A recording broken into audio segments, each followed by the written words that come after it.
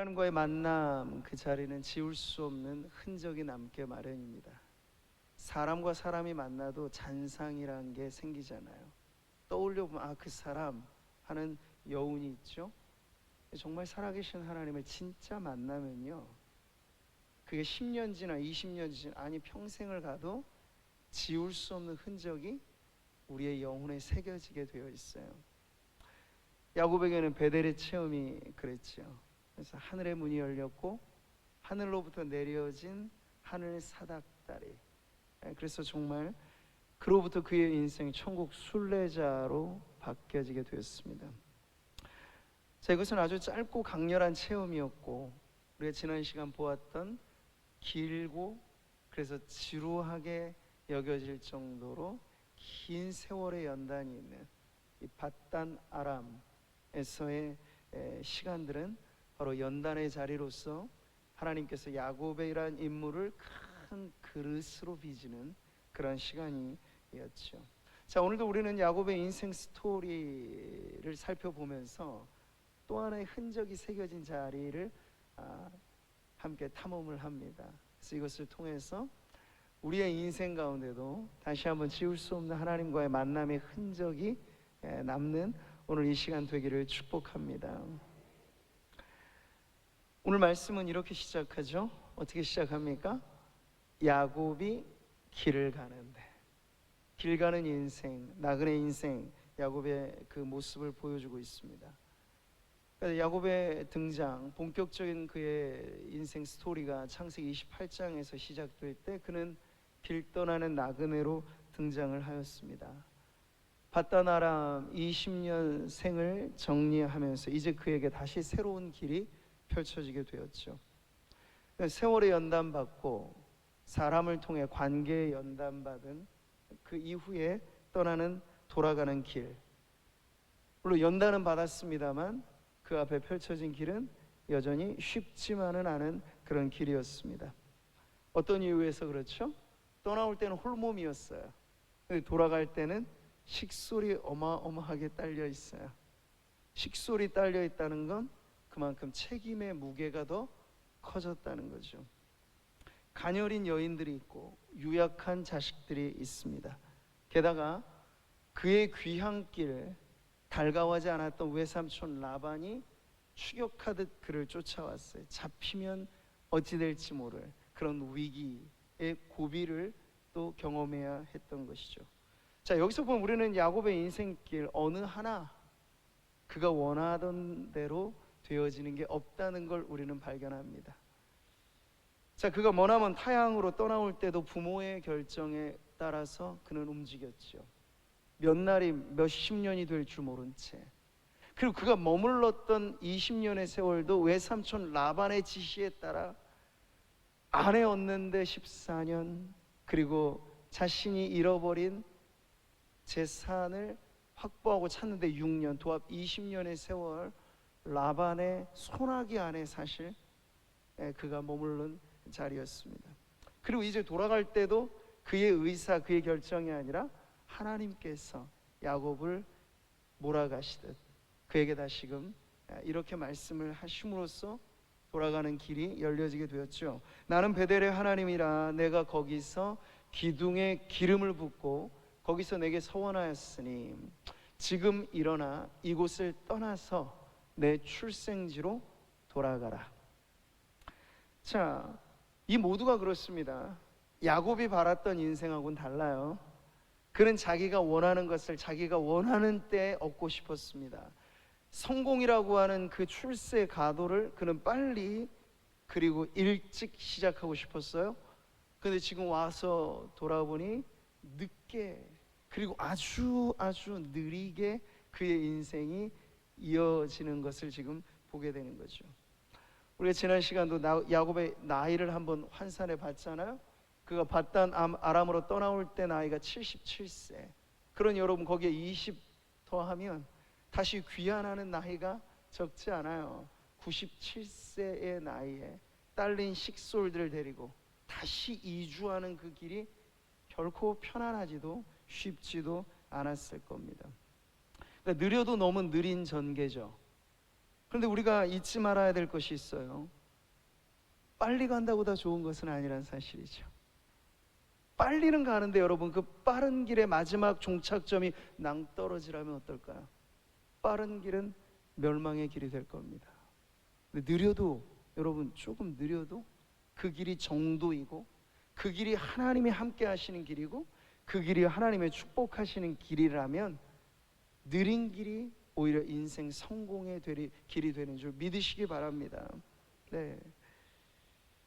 영성 작가로 잘 알려진 헨리 나우엔이라는 사람이 있습니다. 그는 하버드 대학 교수라고 하는 그 명예와 세상 이 모든 것들을 하루아침에 다 내려놓고 그 이후 그의 평생을 장애인 공동체에 속하여 그들과 함께 더불어 살아가는 삶을 택하였습니다. 그러면서 그가 쓴 저술 하나하나가 사람들에게 깊은 공감과 울림을 주는 그런 책이 되었는데요, 그의 저서 가운데 하나, 예수님의 이름이라고 하는 아주 짧은 소책자가 있는데, 여기서 그는 예수님을 따르는 리더십에 대해서 예수님과 베드로, 부활하신 주님을 만난 베드로에게 들려주신 주님의 말씀에서 진정한 리더십이 무엇인가를 가르쳐 줍니다. 이 말씀이에요. 여러분 같이 읽어보시죠. 내가 진실로 진실로 내게 이르노니 내가 젊어서는 스스로 띠띠고 원하는 곳으로 다녔거니와 늙어서는 내 팔을 벌리리니 남이 내게 띠띠우고 원하지 아니하는 곳으로 데려가리라. 아멘. 여러분, 이것은 베드로 개인에게 있어서는 그의 인생의 마지막이 어찌 될 것인가에 대한 예언적인 말씀이기도 했습니다.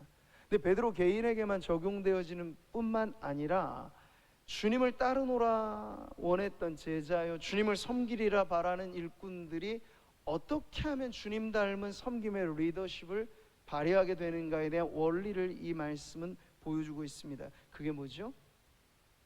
인도하는 자리, 무언가 힘을 작용하고 이끄는 자리보다 하나님에 의해 인도받는 자리, 때로는 알면서도 져주는 자리, 그러한 인도받는 자리야말로 예수님을 본받는 그러한 섬김의 리더의 자리라고 가르쳐 주는 거죠. 여러분, 예수님의 마지막 생은 어떻게 마감이 되셨습니까? 십자가로 말없이 끌려가는 삶을 주님은 그렇게 선택하셨던 거죠. 여전히 여러분, 세상에서 각광받는 리더십은 힘 있는 리더입니다. 정치나 경제나 어디서나 무언가 자신의 꿈을 이루는 대부분의 사람들의 세상의 리더십의 공통점에는 힘의 논리가 있습니다. 그러나 기독교, 우리 신앙의 공동체가 말하는 리더십은 그것과는 좀 다른 것이죠. 힘에 의해서가 아니라 사랑에 의해서, 권세에 의해서가 아니라 섬김에 의해서 돌아가는 그러한 역사를 하나님은 바라셔서 예수님처럼 지금도 이 몸된 교회를 섬기는 모든 일꾼들이 그렇게 섬기기를 바라시는 건데, 오늘 야곱의 인생길에서 우리가 보면 실패한 듯 보이지만, 느려도 너무 느린 인생 전개가 답답해 보이지만, 여러분 그게 지금 바른 길인 겁니다. 야곱이 원한 때 원한 방식으로 갔다면 그는 모르겠어요, 짧은 세월 세상에서 잠깐 반짝이었을지는 모르겠지만 세세의 길이 남을 신앙의 거인으로 오늘 우리들에게까지 전해지는 하나님의 사람으로 불려지기는 어려웠을 거예요. 근데 하나님께서는 느리더라도 바른 길로 그를 인도하여 주셔서 우리로 하여금 우리의 인생의 여정도 어찌 되어야 하는지를 보여주는 귀감으로 삼아 주신 것이죠. 야곱의 인생길을 보며 우리의 삶을 여러분 비춰봅니다. 지금 저와 여러분의 삶이 어떠한지. 우리는 세상에 알게 모르게 우리에게 강압하는 경쟁 속에 가만히 있으면 도태되는 것 같고, 내가 뭐라도 안 하면 나는 뒤처지는 것 같은 그러한 부담감을 사실 갖고 있습니다. 그렇기 때문에 더 빨리, 더 많이 그러한 어떤 인생관을 암암리에 가지면서 살아가죠. 근데 여러분, 그러한 세상이 이끄는 길에는 모르겠어요, 세상적인 성공은 빨리 얻을 수 있을지 모르지만 주님이 말씀하시는 참된 평강은 얻기가 어렵다는 거죠. 늘상 도달해도 그 다음의 자리에 대한 부담감이 계속해서 밀려오기 때문에 불안, 초조, 이런 것이 사실 끊이지 않는 것이에요. 그러니까 여러분, 하나님에 의해서 이끌림을 받는 인생, 여러분 느리더라도 그 인생은 평안이 있습니다. 그 인생길에는 여러분 조금 더디 가는 것 같이 보이더라도 안전이 보장됩니다. 왜 그러죠? 하나님께서 함께 하시기 때문입니다. 그러니 하나님이 이끄시는 인생 느려도 좋다라는 여러분 마음을 믿음으로 가지시게 되기를 축복합니다. 우리는 세상과의 경쟁, 사람과의 경쟁 그 위에서 천국 백성 순례자로서의 삶을 선택하여 지금 살아가고 있기 때문에 우리가 견주는 것은 세상과의 비교가 아니라 우리는 구름같이 둘러싼 허다한 증인들, 아브라함이 그랬고 이삭이 그랬고 야곱이 그랬고 후세의 길이 남을 하나님의 백성들이 걸어갔던 그 길에 비추어서 내 인생길도 느리더라도 바른 길인가, 언제나 거기에 기준 삼아 오늘 우리의 인생 좌표를 살펴보고 다시 한번 내가 그 바른 정로를 걷고 있는지를 점검하는 오늘 이 밤 되시기를 바랍니다. 강산이 2번 바뀔 정도의 긴 세월, 20년의 세월은 그렇습니다. 타향이지만 여러분 정들며 살아가면 그곳이 고향이기에 야곱도 이제 어느 정도 일가를 이루어서 제2의 고향으로 바단 아람에서 살만하였습니다. 20년, 마지막 6년 동안은 한몫 두둑히 하나님께서 안겨주신 재산도 많이 증식하였기 때문이죠. 근데 여러분 살만하니까 하나님이 또 말씀하시네요. 어떻게 해요? 돌아가라고. 여기에 뿌리 내릴 즈음 되니까 하나님께서 다시 옮겨 심으실 작정을 하시고 고향으로 돌아가라. 그리고 베델로 다시 돌아가라. 너 나랑 약속하지 않았니? 베델로 다시 돌아오기로. 그러니 그곳으로 다시 가야 될 때이다 라고 살만하니 주님께서 다시 말씀을 하셨어요. 이것이 야곱으로 하여금 다시 그는 천국 유목민의 인생을 피할 수 없는 운명이구나 하는 걸 알게 하였던 것이죠. 자, 그런데 여러분 그의 길에 놓여져 있는 건 위험과 또 다른 역경이었죠. 뒤에서는 라반이 쫓아왔습니다. 근데 라반만 쫓아왔던 게 아니고 앞에서는 에서라고 하는 숙적이 다가오고 있었어요. 뒤에도 쫓기고 앞에도 쫓기는 사면초가이죠. 보면 여러분 에서가 야곱이 귀향한다는 소식을 전해 듣고 그를 맞이하러 왔는데 이 맞이하는 행렬이 심상치 않은 거예요. 보세요. 그가 400명을 거느리고 주인을 만나려고 오더이다. 이 환영 인파를 데리고 온 분위기가 아닌 거예요. 네. 아마 그 길가에서 결단을 내려고 하는 그런 심정으로 지금 야곱 자신의 장자권을 뺏었고 그리고 자신의 축복까지 빼앗아서 듣자 하니 엄청나게 거부가 돼서 지금 돌아오고 있다. 이를 갈면서 지금 에서가 동생 야곱을 맞이하러 지금 오는 것도 위험천만한 지금 일이 아닐 수 없는 거죠. 지금 두 군대의 추격을 받는 겁니다. 하나는 라반의 군대요, 또 하나는 에서의 군대의 추격을 지금 받고 있죠. 야곱의 마음이 어땠을지는 충분히 우리는 짐작할 수 있습니다. 얼마나 불안했겠어요. 얼마나 초조했겠어요. 우리도 야곱 같다면 재산이 하루아침에 풍비박산 날 위기를 코앞에 두고 있다면 얼마나 불안하겠어요. 얼마나 염려가 되겠어요. 처자식들에게 위험한 일이 이제 곧 생길지도 모른다라고 한다면 얼마나 떨리고 얼마나 걱정이 되겠습니까? 바로 지금 그 순간이에요. 근데 여러분 오늘 말씀은 우리가 짧게 두 구절을 읽었습니다만 그 길가에 서 있는 야곱에게 하나님께서 바로 그때 그 순간 그가 전혀 예상하지 못했던 뜻밖의 사건을 만나게 합니다. 오늘 1절을 다시 한번 보실까요? 야곱이 길을 가는데 하나님의 사자들이 그를 만난지라. 아멘. 언제부터 어디서 왔는지 모를 신비로운 존재들, 야곱은 근데 그 실체를 파악했습니다. 하나님의 사자들이라고 말이죠. 여기 하나님의 사자들이라는 뜻은 천사라는 단어로도 번역이 됩니다.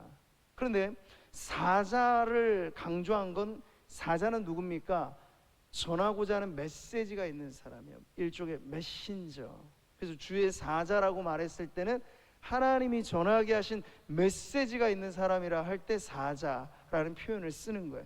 근데 지금 야곱은 그 하나님으로부터 무언가 메시지를 들고 온 사자들을 그의 가는 길에서 만나게 되었습니다. 근데 여러분, 그들이 어떤 소식을 갖고 왔는지를 우리가 파악할 때 먼저 확실하게 짚어봐야 될 부분이 있어요. 이 짧은 한 구절의 주어가 무엇인가 하는 거죠. 여러분, 이 구절은 야곱이 하나님의 사자들을 만났다고 하지 않죠. 보세요, 하나님의 사자들이 야곱을 만났다고 합니다. 한 끗 차이니까 별로 중요하지 않다 생각하실지 모르겠습니다. 그러나 아주 중요한 차이가 여기 있어요. 야곱이 의도한 만남이 아니에요.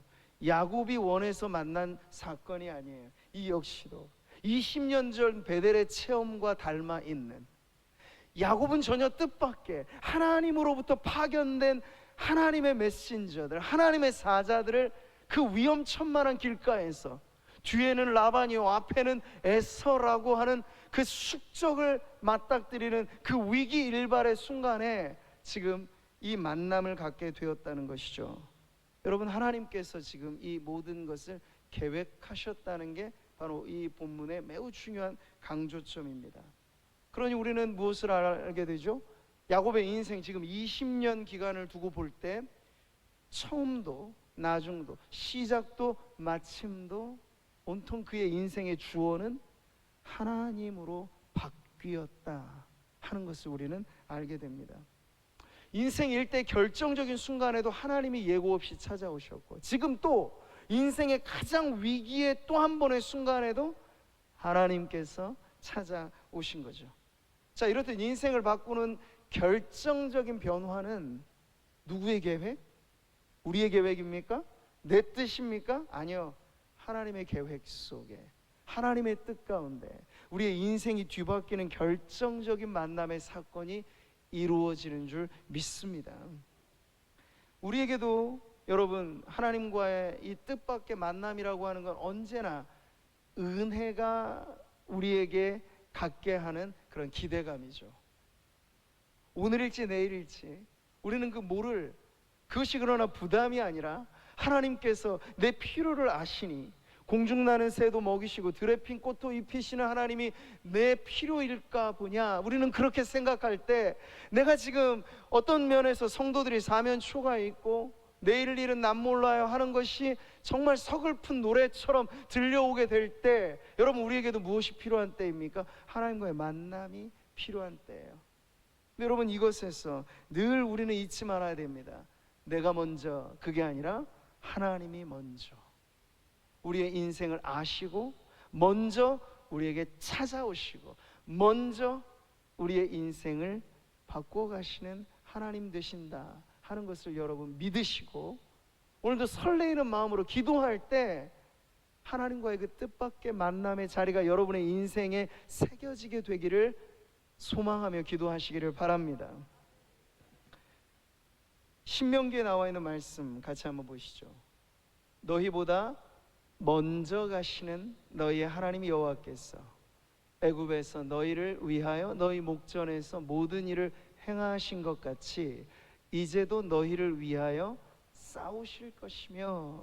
아멘. 출애굽 2세대, 이제 가나안 정복을 앞두고 있는 이 가나안의 신세대들에게 모세가 전해준 메시지이죠. 여러분, 이것은 출애굽 사건이 하나님 먼저 시작한 사건이었던 것처럼 가나안 정복도, 우리가 미래에 해야 될 일들도 하나님이 먼저 가 계신다. 여러분, 미래는 우리에게는 미지의 세계잖아요. 그런데 하나님에게도 미지의 세계는 아니에요. 하나님은 늘 우리의 인생의 미래도 먼저 가 계시는 분인 줄 믿습니다. 네.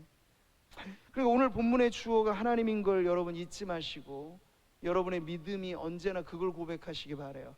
하나님, 내 인생의 주어도 하나님이 내 인생의 시작도 하나님이십니다.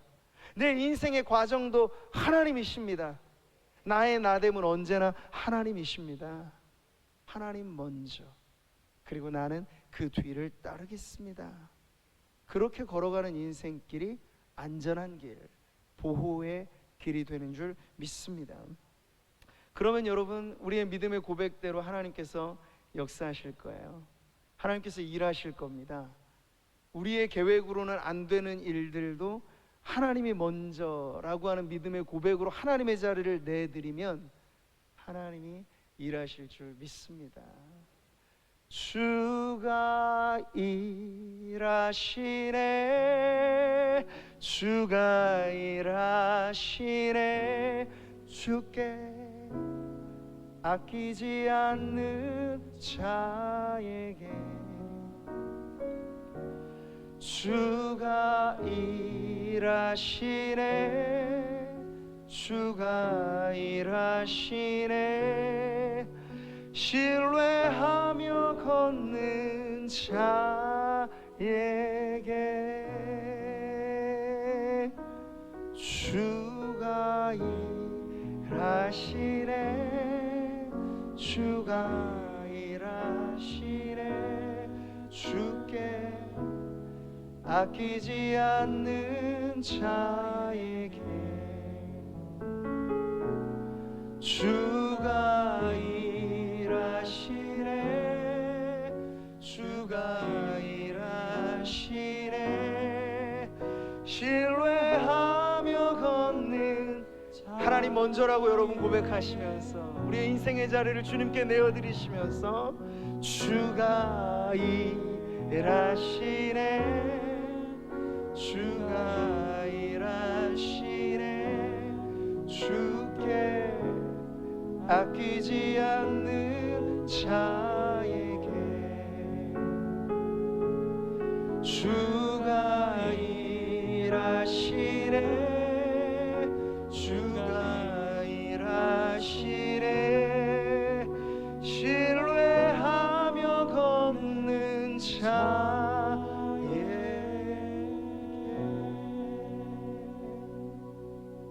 할렐루야. 우리 성도 인생 한 분 한 분의 삶도 그렇거니와 교회도 그렇습니다. 목회자로서 제가 배워가는 보이지 않는 레슨은 그런 거예요. 내가 원하는 때, 내가 원하는 방식, 그게 아니고 언제나 하나님이 원하시는 때 하나님의 방식으로 주의 일을 이루소서. 그러면 교회는 잘 되게 되어 있습니다. 언제나 교회가 위태로운 순간은 사람들이 먼저, 어떤 사람의 주장이 먼저 하나님이 있어야 될 자리에 사람이 있게 되면 그 순간 교회는 위기에 처하게 됩니다. 그럴 때 다시 이 자리 정리를 해야 되는 거야. 하나님 먼저. 그러니까 교회가 기도보다 사역을 앞서 해서는 안 될 이유는 바로 거기에 있어요. 기도는 자리 정립이거든요. 하나님 먼저 좌정하소서, 하나님 먼저 앞서가소서. 우리는 졸졸 주님 뒤만 따르겠나이다. 더디 가도 그 길이 가장 좋은 길이에요. 그래서 우리 구미상모교회가 120년 긴 세월 여기 오는 동안 급하다고 되어지는 일들 아니었으니 앞으로도 마찬가지예요. 코로나 시기에는 우리에게 이제 인간이 빨리 먼저 더 이런 욕망과 야망을 잠재우고 우리에게 기다림을 배우는 그런 시간인데요, 이것을 통해서 앞으로 우리 교회가 나아가는 길에도 언제나 하나님을 앞세우면서 하나님이 지키시고 보호하시는 교회의 역사가 더 아름답게 세워지게 되기를 소망합니다. 자, 여러분, 1절 야곱이 만난 이들 하나님의 사자들이라고 했죠. 사자라고 하는 표현에는 뭐가 있다 그랬어요? 전하고자 하는 메시지가 있다고요. 메신저라고요. 자, 그런데 우리는 그들이 그러면 전하고자 하는 메시지가 뭐일까 궁금한데 1절, 2절 눈 씻고 찾아봐도 내용은 없어요. 근데 여러분, 힌트는 있죠. 이 짧은 만남의 현장에서 그 내용적인 부분을 우리가 알 길은 없는데 2절의 말씀을 보니까 대략 이들이 가지고 온 메시지가 뭐구나 라고 하는 걸 알게 돼요. 2절을 우리 같이 한번 읽어보겠습니다. 야곱이 그들을 볼 때 이르기를 이는 하나님의 군대라 하고 그 땅 이름을 마하나임이라 하였더라. 아멘. 제가 아주 좋아하는 성경 지명 중에 하나가 마하나임이에요. 마하나임이 성도들에게 많이 익숙해지는지는 모르겠습니다만 제가 아주 일찍부터 제 인생의 단짝인 아내가 저한테 정해줘 이렇게 별명 중에 하나가 마하나임이어서 제 이메일은 일찍부터 마하나임으로 이렇게 만들었습니다. 아주 제가 좋아하는 지명 중에 하나예요. 근데 여러분, 이 지명이 정해지게 된 배경에 바로 하나님의 메시지가 있다는 거죠. 1절에는 야곱이 그들을 하나님의 사자들로 인식해요. 근데 2절로 넘어오면서는 바뀌죠. 똑같은 대상인데 뭐라고 부릅니까? 하나님의 군대라고 지금 표현하고 있어요. 여러분, 하나님의 사자들, 하나님의 메신저가 가지고 온 소식, 그것이 무엇인가 알려고 할 때 이들의 정체가 조금 더 명확해졌는데 바로 하늘로부터 파견된 군대들로 지금 여기에 와 있다는 거예요. 말하자면 천군 천사가 지금 야곱에 가는 길을 호위하고 있다는 사건을 우리는 여기서 보게 되는 거죠. 마치 하나님께서는 군사작전을 펼치듯 뒤에는 라반이요 앞에는 에서, 야곱의 힘은 미약한데 어떻게 그가 살아남을까 걱정 근심 태산일 때 하나님께서 파견하셨으니 하나님의 군대를, 그것도 마하나임은 뜻이 있으니 두 진영입니다. 작은 소부대원을 보낸 게 아니고 라이언 일병 구하기 뭐 이런 영화에서 나오듯 조그만 이 분대급의 이 사람들을 파견한 게 아니고 두 진영이라 불려질 정도로 엄청난 군대를 하나님께서 지금 야곱에 가는 길에 호위병들로 파견하셨다는 걸 오늘 2절은 우리들에게 가르쳐주고 있는 것이죠. 사랑하는 성도 여러분, 이 땅에서 야곱을 꽤나 못살게 굴었던 이는 라반이었고 앞으로 그의 운명이 어찌 될까 모를 정말 이 두려움을 야기시키는 이는 에서였습니다. 다 이 땅의 사람들이 야곱을 힘들게 합니다. 그런데 정작 중요한 결정은 어디서 나느냐? 이 땅의 싸움으로 나지 않는다는 거예요.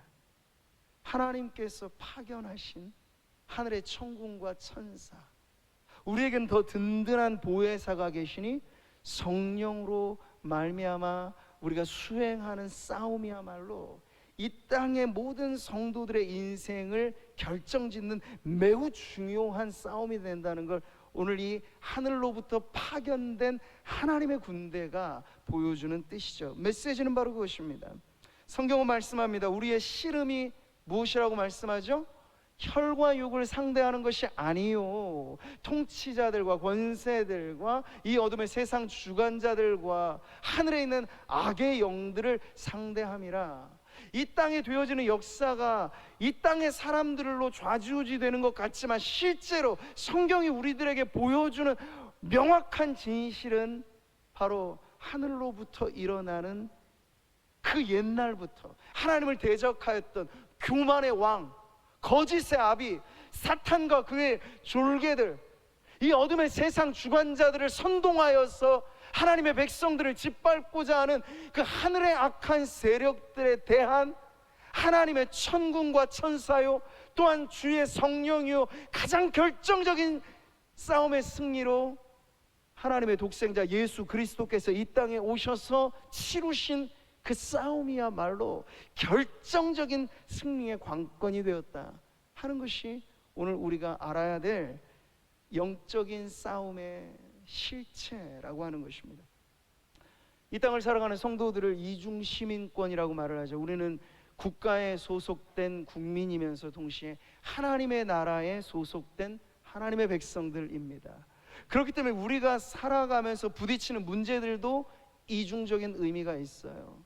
근데 우리의 육신의 눈으로만 보면 라반이 보이고, 육신의 눈으로 보면 에서가 보이고, 육신의 눈으로 보면 해결할 수 없는 많은 이 땅의 문제들이 보일 것이나 정작 이 세상의 문제거리들이 풀려지는 비결은 우리의 눈으로 보지 않고 우리의 믿음의 눈으로 보이는 바 하늘로부터 파견된 하나님의 군대요, 천군과 천사요, 그리고 주의 성령으로 말미암아 우리의 인생이 호위받고 우리의 인생이 보호받고 우리의 인생이 하나님의 손안에 붙들림 바 되어져 있다라고 하는 그 믿음으로 싸울 때, 여러분, 그 싸움의 승리가 이 땅의 삶을 바꾸어 놓는 가장 결정적인 싸움이 된다는 걸 여러분 잊지 마십시오.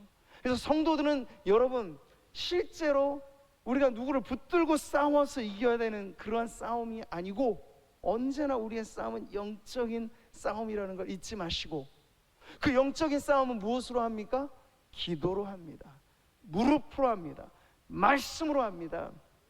이 영적인 싸움을 위해서 하나님은 우리에게 총칼을 준비하라고 하지 않으셨어요. 칼로 일어난 자 칼로 망한다 하셨습니다. 주님이 우리에게 무장하라고 하신 것, 하나님의 전신갑주를 입으라고 하셨습니다. 강력한 무기는 성령의 검, 곧 하나님의 말씀이요, 적들의 불화살을 막아주는 것은 곧 우리 믿음의 방패이니, 여러분, 이 싸움으로 수행할 때 눈에 보이는 우리의 인생의 자산이 얼마고 우리의 능력치가 어느 정도, 인맥이 어떻고, 이것으로 결정되는 것이 아니라 하늘로부터 파견된 하나님의 군대가 과연 나와 함께 하시는가, 성령이 지금도 나를 주님의 장중에 붙잡아 지키시는가, 관건은 바로 거기에 있다는 걸 잊지 마시고 기도를 통해서 그 능력을 확보하시기를 축복합니다. 성령의 능력이요, 하늘의 능력이요, 거룩하고 신비한 하나님의 은혜의 능력을 여러분이 갖고 살아가는 주의 백성들 되시기를 축복합니다. 성경은 온통 이러한 것의 역사를 가르쳐주고 있어요. 출애굽한 이스라엘 백성이 아말렉과 실제 전투를 벌일 때 여호수아가 앞장서서 칼날로 그들을 멸한 승리가 아니었다고 말하죠. 승리의 관건은 어디에 있었습니까? 산 위에 올라간 군대하고는 전혀 다른 무장 해제한 채 빈손 들고 지팡이 하나 달랑 쥐고 모세, 아론, 훌, 이 세 사람이 수행한 영적 싸움이 있었으니, 손을 높이 들고 하나님 앞에 간구하는 그 기도의 싸움이 그 땅의 전세를 역전시키기도 하고, 기도가 쇠하여지면 패하여지기도 하는 그 모든 양상은 바로 땅에 있었던 것이 아니라 삶 위에 기도하는 그들에게 달려 있었다라고 하는 걸 보여주죠. 또 하나 아주 드라마틱하게 이것을 보여줬던 사건이 있으니, 엘리사 시대에 아람의 군대가 엘리사를 잡아 죽이려고 그를 포위하였던 엄청난 군대를 대동하여 왔던 그 순간, 엘리사의 종 사환이 두려워 벌벌 떨면서 주인에게 말할 때 엘리사는 조금 하나 미동되지 않고 그 종에게 말합니다. 그리고 그 종을 위해서 이렇게 기도하죠. 같이 읽어볼까요? 기도하여 이르되 여호와여 원하건대 그의 눈을 열어서 보게 하옵소서 하니, 여호와께서 그 청년의 눈을 여심해 그가 보니 불말과 불병거가 산에 가득하여 엘리사를 둘렀더라. 아멘. 이 땅을 살아가면서 두려움 없이 담대할 수 있는 비결, 그게 무엇입니까? 성도로서 이 땅을 여러분 정복하며 승리한다는 건 우리 손에 달려있는 총칼의 문제, 능력치의 문제가 아니고, 우리를 호위하는 하나님의 보호하심이 우리의 전 인생을 전후 좌우를 두루듯 하늘로부터 파견된 불말, 불병거, 천군과 천사를 대동하듯 우리를 둘러 진치는 하나님의 손길이 우리와 함께 있을 때, 성도들의 인생은 백전불태, 100번 싸워도 위태로움이 없는 승리의 인생이 될 줄 믿습니다. 네, 지금 하나님의 사자, 곧 하늘로부터 파견된 그 군대, 이 실체를 통해서 우리가 알아야 될 사실이 바로 이것입니다. 오늘 그래서 야곱이 베델의 하나님을 만났을 때 그 땅의 이름을 바꾸듯 아주 비슷한 공식이 여기 나오는 거예요. 하나님의 군대, 파견된 그 군대와의 만남을 통해 야곱은 그 땅의 이름을 바꾸었으니, 하나님의 군대, 그 두 진영이 나를 지키고 보호하신다 라는 그런 믿음으로 마하나임이라고 분명히 기념비적인 그러한 사건으로 이 만남을 지금 기록하는 것이 오늘 성경의 말씀이죠. 코로나 시기를 지나면서 제가 요양원에 계신 우리 어르신들, 은퇴한 우리 장로님이나 집사님들이나 기회가 될 때 갑니다. 비대면으로 비닐막 하나 사이에 두고, 사실 참 애처로운 만남이에요. 손이라도 한번 잡아드리면 좋은데 그럴 수도 없이 비닐막 하나 가리고 거기서 비대면 면회를 하거든요. 그럴 때 목사로서 제 마음에 안타까움이 밀려오죠. 그냥 건강을 확인하는 것만으로도 감사하기는 하지만 얼마나 그 누워 계신 그 모습, 답답해 하실 그 삶이, 이렇게 성도들은 원하면 언제든지 교회도 오고 교제도 하고 하시는데 우리 어르신들은 병상에 누워서 그 길게 느껴질 시간, 세월을 지금 보내고 계신 그 모습을 뵐 때마다 참 안타까움이 밀려옵니다. 기도를 해드리지만 인간적인 마음의 이 안타까움은 쉬이 가시질 않아요. 근데 그럴 때마다 제가 짧게라도 말씀을 읽어드리면서 기도할 때 저는 이 말씀으로 이 병상에 누워 계신 분들을 축복하는데요, 그 말씀이 바로 이것이에요. 여러분 같이 한번 읽어볼까요? 여호와는 너를 지키시는 이시라. 여호와께서 내 오른쪽에서 내 그늘이 되시나니 낮에 해가 너를 상하게 하지 아니하며 밤의 달도 너를 해치지 아니하리로다. 여호와께서 너를 지켜 모든 환난을 면하게 하시며 또 내 영혼을 지키시리로다. 아멘. 절체절명의 위기에 처해 있는 분들에겐 가족도 도움이 안 될 때가 있어요. 가족조차도 면회가 잘 안 되고, 면회 가도 내가 아무런 힘을 써줄 수 없다라고 하는 한계만을 느낄 때 우리의 마음이 얼마나 답답합니까? 그럴 때 여러분 잊지 마십시오. 우리는 도와줄 힘이 없고 그저 우리는 기도할 뿐이나 우리가 믿는 바 하나님께서는 눈에 보이는 이 세상의 형편 그 너머로 하나님께서 여전히 하나님의 백성이요 하나님의 성도들을 대하여 어떻게 다스리시는가, 하늘에 파송된 천군과 천사요 무엇보다도 든든한 보혜사 성령으로 말미암아 우리 사랑하는 성도들을 붙잡고 계시는 줄 믿으시기 바랍니다. 여러분 가족 중에 힘들고 안타까운 환경에 처해 있는 분들, 내 힘으로는 안 되고 어찌 도와줄지도 못해 답답할 때 우리가 할 수 있는 최선은 그를 하나님의 손에 올려놓는 것이에요. 하나님 붙잡으소서, 하나님 도와주소서. 내 힘은 미약하오나 우리 하나님은 전능하신 오른손, 주님의 장중에 붙잡아 주셔서 병상에 누워있으나 그것을 이길 만한 믿음의 능력으로 천국 가는 마지막 순간까지 하나님 든든히 지켜 보호하소서. 우리가 할 수 있는 최선이 바로 그 믿음의 기도인 것을 기억하시고, 오늘 이 밤에도 여러분 우리 사랑하는 가족들, 우리 사랑하는 성도들 위에서 중보하고 부르짖는 저와 여러분 되기를 바랍니다. 오늘 말씀을 마무리하면서 우리는 또 하나의 지명을 발견합니다. 야곱의 인생 스토리에 새겨져 있는 마하나임. 절체절명의 위기의 순간 뜻밖의 찾아왔던 하늘로부터 파견된 하나님의 군대, 이것을 통해서 하나님의 예나 지금이나 성도들을 호위하시듯 우리를 지켜 보호하시는 분이라. 그래서 이 마하나임은 보호의 자리, 우리의 안전을 보장하시는 그러한 은혜의 자리로 새겨져 있습니다. 오늘 이 말씀을 통해서 우리 사랑하는 성도들의 인생의 자리도 마하나임이라고 하는 그 자리로 분명하게 새겨지게 되기를 축복합니다. 불안에 떨려 힘들어할 때 하늘을 우러러 보시며 하늘 아버지가 지금도 나와 함께 하시고 주님은 여전히 천군 천사, 아니 그보다 더 강력한 성령으로 나를 보호하시는 이심을 여러분 믿으시고 그 주님의 손 안에서 다시 한번 아주 믿음의 이 힘찬 걸음 이어지기를 축복하고요, 여러분뿐만 아니라 우리 외에 관계된 모든 교우들, 모든 가족들이 이와 같이 보호의 자리, 하나님의 자리를 경험하게 되는 축복이 가득하기를 주님의 이름으로 축원합니다.